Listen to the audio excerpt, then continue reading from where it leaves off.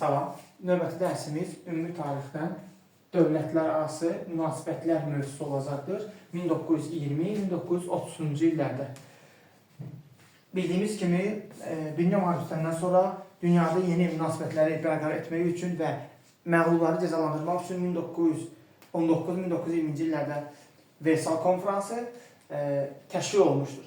Düzdür, Versal konfransında müəyyən qədər dövlətlərarası münasibətlərdə gərginliyi azaltsa da tam aradan qaldırmadı. Əksinə olaraq yeni müharibə ocaqlarının təməllərini qoymuş oldu. Müharibədən sonra 1922-ci ildə Geyne konfransı təşkil olundu İtaliyada. Geyne konfransında Sovet Rusiyası və Almaniyadan çağırılmışdır və konfransın gedişatında 1922-ci ildə Rapolla müqaviləsi imzalandı Sovet Rusiyası ilə Almaniya arasında və bu da hər iki dövlətin iqtisadi blokadadan çıxması yolunda ilk addım oldu. Həmçinin bu konfransın gedişatında Sovet Rusiyası bildirmişdir ki, Antantaya, qaliblərə, xüsusilə Böyük Britaniya, Fransaya, sizlərin Çar Rusiyasına verdiyiniz o borclar müharibənin gedişatında bizə aid deyil, bizim hökumətimizə aid deyil. Müharibədən sonra, Versal konfransından sonra Avropada Fransa ilə Almaniya arasında gərginlik var idi. Belə ki, Almaniya təzminat verməli idi, xüsusilə Fransaya məğlub olduğu üçün. Fransa isə təzminatı iki yolla ala bilərdi. Ya özü həll etməli idi bu işi, yəni hərbi yolla, ya da ki, Millətlər Cəmiyyətinin vasitəsilə. Lakin 1924-cü iləcən Fransa susurdu. Lakin 1923-də Fransa Belçika ilə ittifaq olaraq 1923-cü ildə Almaniyaya qoşun yeritdi. Ruhr bölgəsinə, Almaniyanın Ruhr bölgəsinə və bu da tarixdə Ruhr böhranı adlanır 1923-də. Məqsəd isə Almaniyadan təzminatı almaq idi. Lakin bu zaman ABŞ, yəni Amerika Birləşmiş Ştatları dövrəyə girir. 1924-cü ildə ABŞ-ın məsləhəti ilə Davos planı irəli sürülür. Davos planına görə Almaniya təzminatın vaxtını nə etməlidir? Uzatmalı idi. Bu belə də oldu. 20-ci illərdə Almaniyada böyük bir inflyasiya, pulun dəyərinin düşməsi var idi. Ona görə Almaniya təzminatı verməyi gecikdirdi.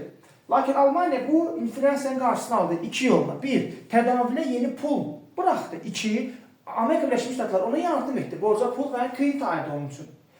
Ardınca dünya tarixində yeni bir dövr başlayır. Bu yumşalma dövrüdür. Yumşalma dövrü dövlətlər arasında münasibətlər çox yaxşı olur, dostluq və zəminində keçir. Bu dövr əhatə edir 1924-dən 1929-cu iləcən. Yumşalma dövrü. 1925-də yumşalma dövründə Locarno konfransı keçirildi İsveçrədə.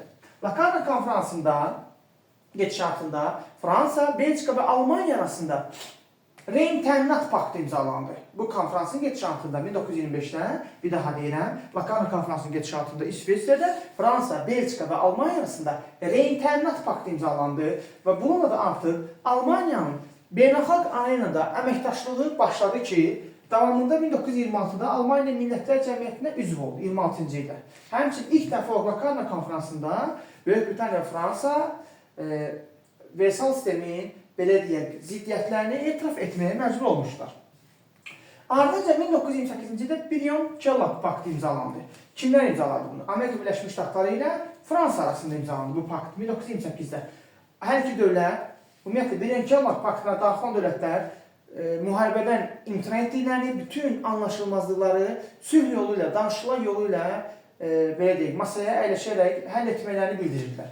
1929-da isə Briand-Kellogg paktına Ester daxil olmuş oldu. Növbəti dövr və ən əsası bu yumşalma dövrünü, yaxşı olan bu dövrü nə pozdu? 1929-cu il böhranı. İqtisadi böhran, dövlətlər arası yumşalma dövrünə son qoydu. Niyə? Həmişə böhran illərində dövlətlər artıq resurslara olan tələbatı artdığı üçün artıq ziddiyyətlər başlayır. Və ardınca növbəti bir dövr başlayır. Üfüqdə qaranlıq artıq uzaqda qaranlıq görünməyə başladı. Üfüqdə qaranlıq deyilən bu dövr 1929-dan 1933-cü ilə əhatə edir.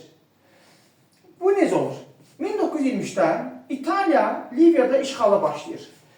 Millətlər Cəmiyyəti isə buna göz yumur. Artıq Millətlər Cəmiyyətinin zəifliyi büruzə verməyə başlayır. İşğala göz yumur. 1932-ci ildə Liviyada azadlıq hərəkatının zamanı, Ömər Muxtarın başladığı azadlıq hərəkatı zamanı 1932-də İtaliya Liviyada bir növ soyqırım törədir kimyəvi silahlarla. Yəni Millətlər Cəmiyyəti buna da göz yummuş olur. Artıq bu dövrdə, yəni üfüqdə qaranlıq deyilən bu dövrdə 30-cu illərin əvvəllərindən etibarən dövlətlərin silahlanmaya başlayır. Niyə dövlətlər silahlanmaya başlayır? Bir, dediyim kimi, Millətlər Cəmiyyətinin belə deyək, artıq nüfuzu sarsılırdı. 2, böyük böhran. Ona görə də 1930-cu illərin əvvəllərində dövlətlər silahlanmaya başlayır. 1931-32-ci ildə uzaq şərqdə Yaponiya Çinə yürüşür və o Çinin şimalını Mancur ərazisi işğal edir. Orada həmin işğal olmuş ərazilərdə 1931-32-də Yaponiya özünə tabe olan bir dövlət qurur, oyuncaq dövlət. Ardınca 1933-cü ildə Yaponiyanın Çin işğalını Millətlər Cəmiyyəti pislədiyi üçün 1933-də Yaponiya Millətlər Cəmiyyətindən çıxır. Elə həmin ildə də 1933-də də Almaniya da çıxır. Qeyd edək ki, Almaniya 26-da Millətlər Cəmiyyətinə daxil olur, 33-də nə edir? Çıxır Millətlər Cəmiyyətindən. Daha sonra növbəti dövr gəlir təhlükənin böyüməsi.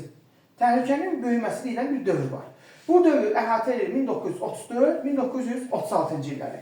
Bu dövr necədir? 1934-də ilk öncə 34-də Hitler Almaniyası Avstriyanı işğal etmək istəyir və ilk cəhd kimi Avstriyanın baş naziri sui-qəsd təşkil edir. Lakin bu zaman Avstriya sərhədinə İtaliya qoşunu yeridir, bir növ Almaniyanın Avstriyanı tutmasını İtaliya əngəlləyir. Beləcə 1935-ci ildə Streza konfransı keçirilir. Streza konfransında İtaliya, Fransa, Böyük Britaniya idi. Konfransın ana xətti, əsas məsələsi o idi ki, Almaniyanın Versal müqaviləsinin hərbi belə deyək, maddələrinin imtina edilməsi müzakirə olmalıdır. Çünki artıq 1935-ci ildən etibarən Almaniya açıq şəkildə Versal müqaviləsinin hərbi maddələrini pozurdu. Niyə? Çünki o hərbi belə deyək, qoşun növlərini yenidən bərpa etmişdi. Məcburi hərbi xidməti yenidən bərpa etmişdi 35-də. Strezada bu müzakirə olunurdu. Streza konferansında nə oldu? Dedik ki, İtaliya, Fransa, Böyük Britaniya iştirak edilirdi. Streza konferansında Avstriyanın ərazi bütövlüyü təminat altına alındı. Tam olaraq 1935-ci ildə. Elə həmin ildə isə 1935-də Almaniya səsvermə ilə, referendumla Sarı vilayətini özünə birləşdirdi. 1935-də ilk birləşdirən ərazi oldu. Ardınca isə 1936-da Almaniya Versal müqaviləsinə görə silahsızlaşdırılmış Reyn bölgəsinə qoşun yeritdi. Hitler Almaniyası 1936-da və Reyni tutdu. Artıq bu göstərirdi ki, Hitler Almaniyası ilə Versal sistemini heçə sayır və Versal sistemi tam olaraq puça çıxdı bununla da. Böyük Britaniya və Fransa Reyn işğalını yalnız sözdə şifahi olaraq xəbərdarlıq etdilər, etiraz etdilər Almaniyaya. Niyə görəsən? Çünki Böyük Britaniya və Fransa hələ müharibəyə hazır deyildilər Almaniya ilə. 2. Bu ölkələrində müharibəyə qarşı əhalinin əhval-ruhiyyəsi pis idi. Əhali müharibə istəmirdi. Artıq 30-cu illərin ortalarında Avropanın düz mərkəzində diktatura tipli dövlətlər yaranmağa başlamış oldu. Ardınca bu mərhələdə 1935-36-da İtaliya Afrikada Efiopiyanı işğal etdi. Nə oldusa dünyada, beynəlxalq münasibətlərdə bundan sonra böyük dəyişiklik oldu. Niyə? Dedik ki, 1935-36-da İtaliya Efiopiyanı tutdu. Bu işğalı Böyük Britaniya, Fransa pislədi. Ona görə İtaliya öz köhnə müttəfiqlərindən uzaqlaşıb Almaniya və Yaponiya yanına gəldi. Beləcə 1936-cı ildə Almaniya, İtaliya, Yaponiya ittifaqı quruldu və həmçinin elə həmin ildə Almaniya, İtaliya, Yaponiya arasında anti-Komintern paktı imzalandı.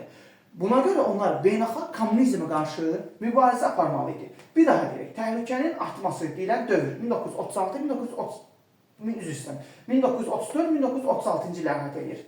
Hitler birinci Avstriyanı tutmaq istədi, lakin alınmadı. Streza konferansı keçirildi. Həmçinin 1935-də həmin ildə Sarı vilayəti Almaniya birləşdirildi. 1936-da Almaniya Reyni tutdu. 1935-36-da İtaliya Efiopiyanı tutdu və 1936-da Almaniya, İtaliya, Yaponiya ittifaqı imzalanmış oldu. Növbəti mərhələ gəlir İspan vətəndaş müharibəsi. 1936-1939-cu illərdə. Necə oldu? İlk öncə səsvermə yolu ilə 30-cu illərdə Respublika tərəfdarları olan Xalq Cəbhəsi hakimiyyətə gəldi. Lakin onlar hakimiyyətə gələn kimi 1936-da faşist belə deyək, ideologiyalı General Franco onlara qarşı müharibəyə başladı. Beləcə Respublikaçılar ilə faşistlər arasında İspaniyada vətəndaş müharibəsi başladı. 1935, 1936, 1939-cu illərdə. Müharibənin gedişatında 1937-də Almaniya və İtaliya ikisi ittifaq edərək, birləşərək İspan vətəndaş müharibəsinə müdaxilə etdi. Onlar orada sözsüz ki, faşistlərə yardım etdi. Respublikaçıların tərəfdarı isə SSR idi. Beləcə iki blok formalaşdı. vətəndaş müharibəsi başladı. İspan faşistləri ilə Respublikası arasında, İspan faşistlərinin tərəfində Almaniya və İtaliya, Respublikasının tərəfində isə SSR durmuşdu. Lakin 1939-da Almaniya və İtaliyanın dəstəklədiyi faşistlər qalib gəldi 1939-da. Beləcə 1939-da İspaniyada faşist diktaturası General Franco'nun rəhbərliyində tam olaraq nə oldu? Quruldu. Daha sonra isə gəldik nəyə? Növbəti mərhələ sakitləşdirmə mərhələsidir.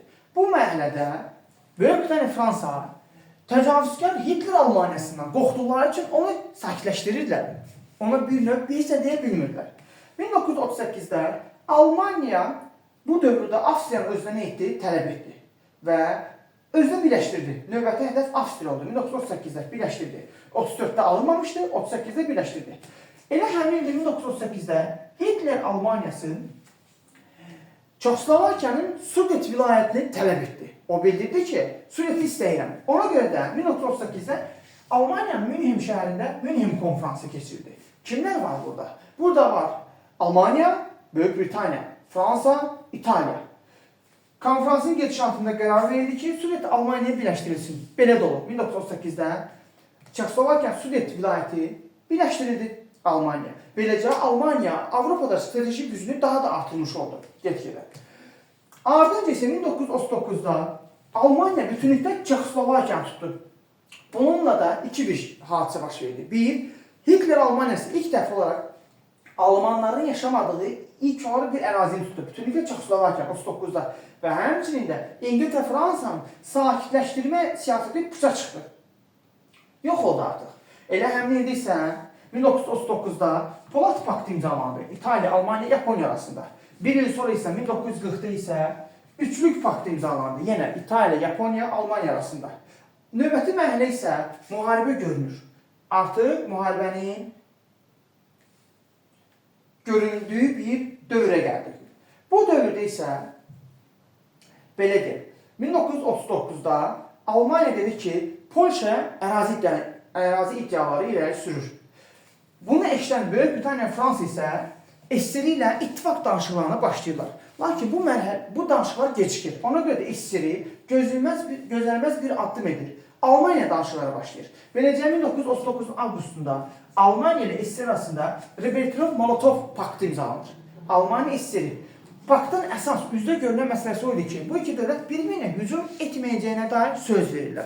Lakin bu paktın gizli maddələrinə görə Şərqi Avropada nüfuz dairələri tam olaraq nə olur? Bölünmüş olur. Və bu dərsimiz bundan ibarətdir. Lakin bu dərsdə bir neçə əsas məqamlar var. Bunlar nədən ibarətdir? Misal olaraq, biz dedik ki, nədə qaldıq? Deməli, bir daha müzakirə.